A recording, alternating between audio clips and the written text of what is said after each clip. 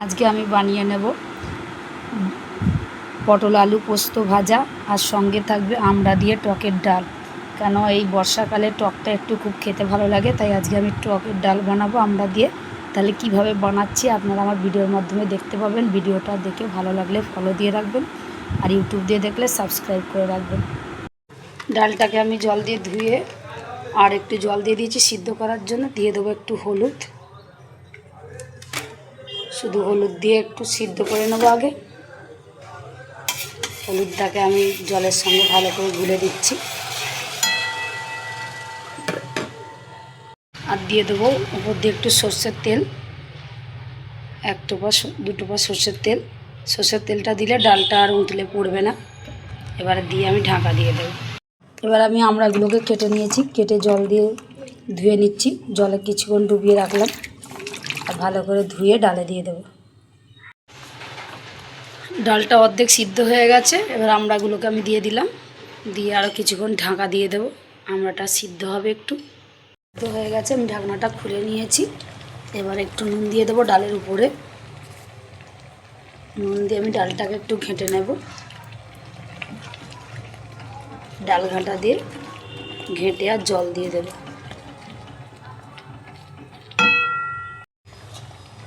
এবারে ডালটার জন্য আমি একটু জল দিয়ে দিলাম, জল দিয়ে ফুটিয়ে নেব আমড়ার ডাল।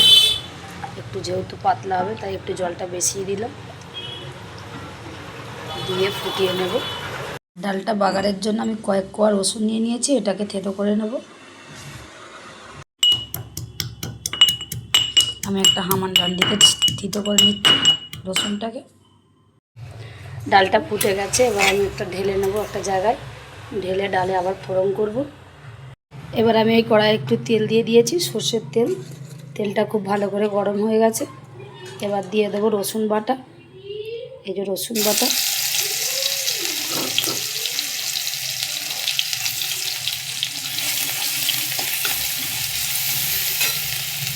আর দিয়ে দেবো কয়েকটা শুকনো লঙ্কা। লঙ্কা রসুনটাকে আমি ভালো করে লাল করব। আর একটু দিয়ে দেবো গোটা জিরে, দিয়ে এবার ভালো করে আমি লাল করব।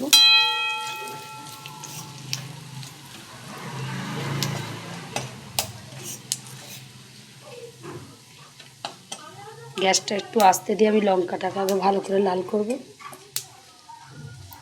কেন রসুনটা আগে দিয়েছি তাই লাল বেশি হয়ে যাচ্ছে।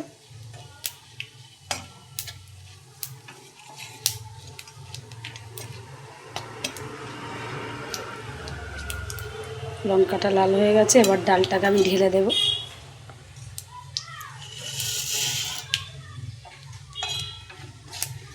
রসুনের একটা খুব সুন্দর সেন্ট দিয়েছে।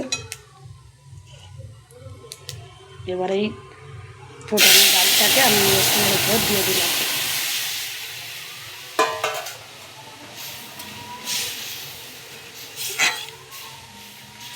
ফোড়ন দেওয়া ডাল, এই বর্ষায় টক ডাল আমার খুবই ভালো লাগবে। হেবি সুন্দর সেন্ট দিয়েছে কিন্তু। এবারে নামিয়ে নেব। পটল আলুটা ভাজবার জন্য আমি পটলগুলোকে এরকম ছোটো ছোটো করে কেটে নিয়েছি, আর আলুটাকেও কেটে নিয়েছি। কেটে আর ধুয়ে নিয়েছি ভালো করে, জল ঝরিয়ে রেখেছি। এবারে ভাজবো। কড়াইটা বসিয়ে দিয়েছি আমি ভাজবার জন্য। কড়াইয়ে দিয়ে দেবো তেল, এটা ভাজা কড়া, মানে তেল কড়া যাকে বলে। এবারে তেলের মধ্যে আমি ফোড়ন দিয়ে নেব, গোটা জিরে, আর দিয়ে দেবো একটা শুকনো লঙ্কা। এবার দিয়ে দিচ্ছি পেঁয়াজ, কুচনো পেঁয়াজ, দিয়ে আমি পেঁয়াজটাকে লাল করব।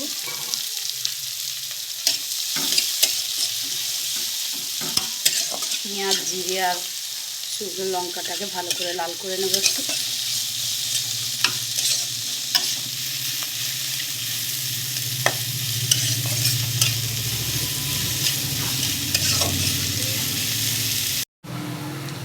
পেঁয়াজটা ভালো করে লাল হয়ে গেছে, এবার আমি সবজিগুলোকে দিয়ে দেবো, আলু আর পটল।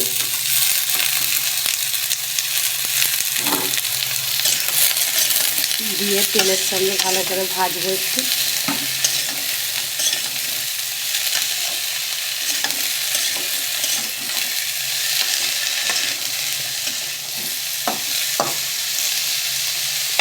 কিছুক্ষণ, এখন কোনো মশলা দেবো না, শুধু ভাজবো।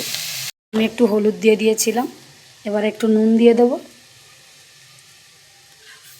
অর্ধেক ভাজা হওয়ার পরে আমি নুনটাকে দিচ্ছি, দিয়ে আরও কিছুক্ষণ ঢাকা দিয়ে আলুটাকে পটলটাকে একটু সিদ্ধ করব।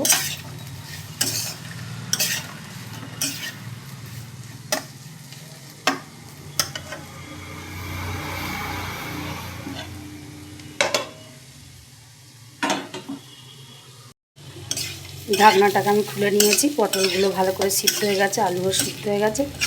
এবার আমি এটাকে একটু সাইড করে তেল দেব।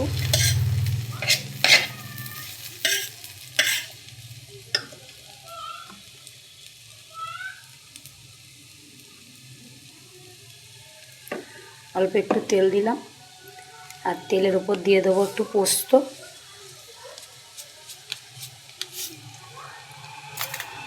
পোস্তটাকে ভাজবো আমি একটু।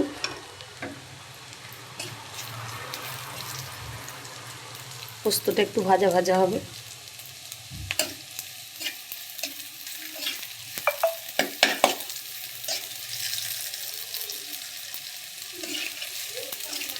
এবারে পটল আলু সব একসঙ্গে ভেজে নেবে।